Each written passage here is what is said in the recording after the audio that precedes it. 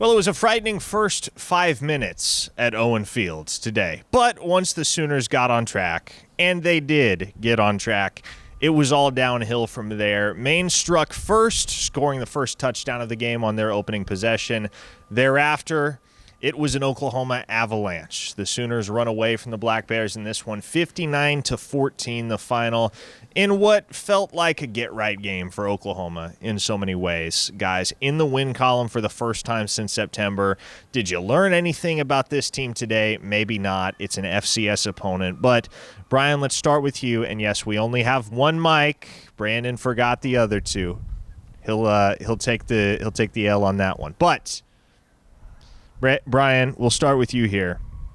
What can you take away from a game like this and a performance like this for Oklahoma? Well, in most seasons or in most situations, it would be really difficult to take anything from the offensive performance because you do the little things right the rest of the season. Oklahoma hasn't done the little things right for the most part this season. They did that today, and it equated to 381 yards on the ground. You had just over 660 yards of offense. And regardless of who that came against, kind of as Brent Venables alluded to after the game, guys were fitting up right. They were targeting the right guys in the running game, and the holes were there. If we wouldn't have seen that last week against Ole Miss as well, I would be a little more skeptical as to what we can take from that, but the fact that we have seen it back-to-back weeks really gives me a little bit of confidence that they're at least finding some things out.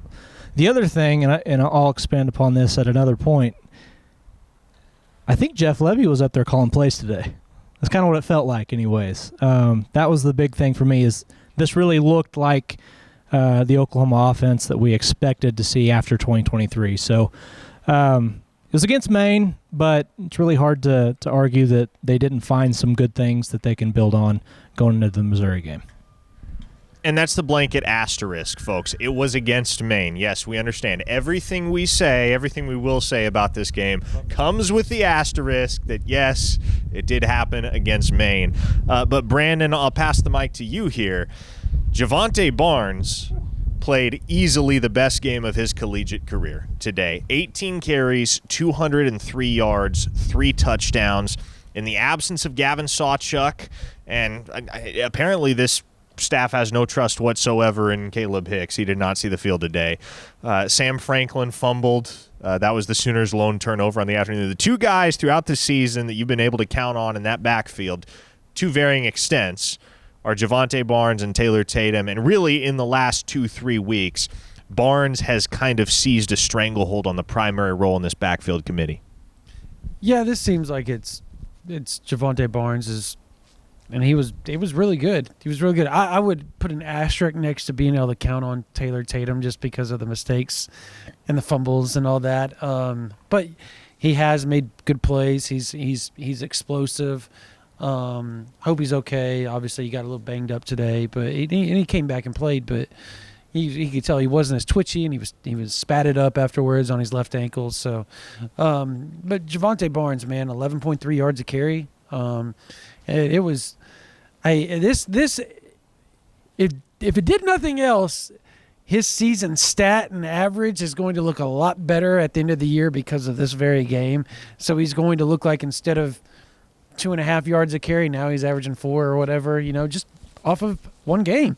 It's amazing what one game can do for you when you put up 203 yards rushing. And I have to give flowers to Jackson Arnold as well. I thought he did well. The play right down over here, right in this very end zone, where he hit J.J. Hester for 90 yards. And the best part, and nobody knows this, it was about the time in the game where it didn't really feel like Oklahoma had complete control, but they had control. It was a weird, eerie feeling at that point.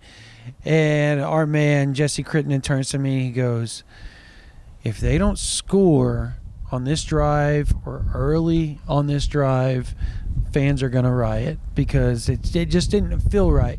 And, of course, 2 plays later, 90 yards, and there it went. And The drive before, he said they need to score in the very first play, and obviously Javonte Barnes took it, ran it down to this very end zone, and got tackled on the 1-yard line. I thought overall the offense looked good. The offensive line, you can tell there's confidence brewing in them from, I think, and I was told this, that they literally took the first 2.5 quarters and they just showed them that on film. And they said, we're not going to look a lot at what happened in the fourth quarter because you can't keep beating them over the head. And I talked to somebody last night, and that's exactly what they said. They said, you can only be so hard on the offensive line for so long because confidence is key, and they're already lacking confidence. So they want to show everything that they can do to build the confidence. And obviously this game was a confidence builder all the way around. I felt it was really, really solid play by the offensive line today. Yes, Maine, I get it. But you're going to take the good where you can get the good in a season like this, and this was good. Let's talk about the one thing that we all were looking forward to seeing and knew that we were going to see going into this football game, and that is the youth movement. Some of these freshmen that have yet to play expanded roles at Oklahoma. We've seen quite a bit of Taylor Tatum, obviously seen quite a bit of guys like Michael Hawkins at quarterback, Zion Kearney, Zion Reagans at wide receiver. Obviously, Eli Bowen at cornerback. He was fantastic today. Played, I think, his best game of the season to date. But we got to see Michael Boganowski lay the wood a couple times. We got to see Eddie Pierre-Louis in the game at right guard. Very first snap for him, he got flagged for unnecessary roughness. And Sooner Twitter said yes and amen. Isaiah Autry-Dent didn't look half bad in his very first taste of collegiate action. All in all, Brian, when you look at the performance of that freshman class, David Stone, another guy, he got on the board with a sack today. What encouraged you when we got the chance, especially late in the game, to see some of those younger guys go? Yeah, first of all, I always have the broadcast with Toby and Chris and all those guys in the AirPods going, and on that drive that Xavier Robinson punched it in here in the end zone, all 11 guys were freshmen or redshirt freshmen on the field at once, which is just incredible. One, the fact that you have that many guys that are healthy on this team that can go out at that point, but it was really encouraging. I thought that the guys that you kind of pointed out there, I thought Autry-Dent did well. I thought Eddie Pierre-Louis looked easily like the most. Now he's going to have to rein it in a little bit, but he was definitely the most aggressive guy on the field when he was out there, and you got to love that. I really like that Daniel Akinkumi got in some. Got to see him work, and it's really promising. As bad as the offensive line has performed this year, it's promising to see the young talent that is already here, and it has an opportunity like they did today to really develop. Michael Boganowski's going to kill somebody. I'm afraid he just absolutely brings it, man. That's exciting. Reggie Powers had an interception that ended up not getting not counting. But, yeah, I was really impressed. And then Xavier Robinson, I'll let you talk about him being your neighbor. But I think we're in for a guy that knows how to run behind his pads. Oh, yeah. He is so physical, really excited about what I saw from him. And they said DeMarco on the broadcast, they talked about DeMarco saying he was the guy that has made the most improvement in his room from spring to now, and you saw it today. Brandon, before we move on, I will give you a moment to brag on Mustang's own Xavier Robinson by way of Carl Albert High School. I was about to say, oh boy, Coach Dunn's gonna give us a call. Like, whoa. No, he lives across the street, but and he's a great kid. He is strong. He has put in a lot of work. People need to understand the work that this kid put into, and that's why they handed it to me, because I got to see it all summer and over the last few years. He struggled with weight, and anybody that's covered him has noticed that and knows that. He struggled with weight. He would prep his meals every day, 3 times a day, like all week. So you're talking about 21 meal preps, and he would count his calories, he'd count his macros. He did everything that he had to do to get down to this 228 pounds. So It's been more than awesome to see him do it. And is he not an atypical SEC running back? The way he runs, he fits in this league. And that's why they took him. They took him knowing that he would be something for them at some point down the line. They didn't figure it was going to be a freshman year that he was going to be making plays. And obviously it was in mop-up duty, but good for him. I mean, he's starting to make plays. He showed Texas, and it's getting better and better. So I wouldn't be shocked if you see him do something or a package for him down the line when they need it in short yardage and just let him go. A few closing shout-outs here. Happy birthday, Liam Evans. He got his very first career point today, getting the last extra point for the Sooners on what I believe is his 19th birthday. Caden Helms, what a fun story that is.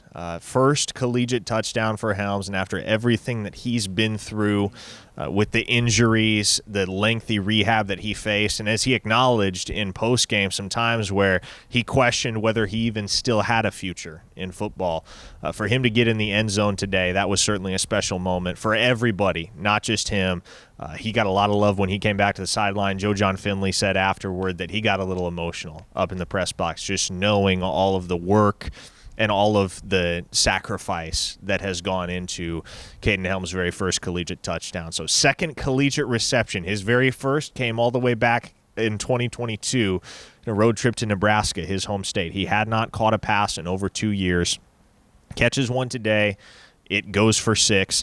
And Jackson Arnold, we touched on it already. An efficient performance from the Sooners, QB1, highlighted by that fantastic downfield throw to J.J. Hester that culminated in the 90-yard touchdown when he crossed the goal line. There's a lot for this team to build off going into next week's showdown in Columbia with the Tigers of Missouri. Does Brady Cook play that game? Not entirely sure right now. It'll be interesting to see what the opening line is when it comes out tomorrow afternoon for that game between Missouri and Oklahoma at Faurot Field up in Columbia. That's where we will be next Saturday, and we'll have much more analysis of this game coming up later on with the OU Insider Under the Visor post-game podcast. Until next Saturday, folks, for Brandon Drum and Brian Clinton, I'm Parker Thune. Enjoy the week ahead. Take it easy.